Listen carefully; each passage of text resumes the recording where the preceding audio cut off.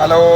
അപ്പം മക്കളെ, നമ്മളിന്ന് കുട്ടൻകോര, അതായത് ബോലാപടിക്കുന്ന ഹിന്ദിക്കാരൊക്കെ പറയുന്ന പിന്നെ കൊഡ്ഡായി എന്ന് പറയും. മറ്റേ മംഗലാപുരത്തിൽ ഇതിന് കൊഡ്ഡായി, കല്ലൂരി, അതേമാതിരി കേരളത്തിൽ കുട്ടൻകോര എന്ന് പറയും, വെള്ളക്കോര എന്ന് പറയും.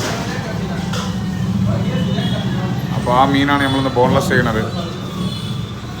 ബോൺലെസ് കസ്റ്റമർ ആവശ്യപ്രകാരം ബോൺലെസ് നമ്മളെ ഫിംഗർ പീസിനാണ് മീൻ എടുത്തിട്ടുള്ളത്.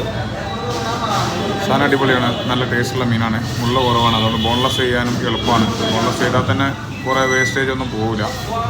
ചില മീനുകളൊക്കെ ഭയങ്കര മുള്ളുണ്ടാകുമ്പോൾ കുറേ വേസ്റ്റും കാര്യങ്ങളൊക്കെ പോകും. ഇതിലാകുമ്പോൾ അത്ര വേസ്റ്റ് ഉണ്ടാവില്ല.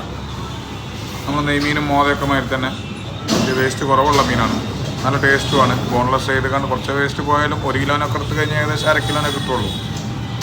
നല്ല മീൻ അടിപൊളിയാണ്, നല്ല ടേസ്റ്റുള്ള മീനാണ്.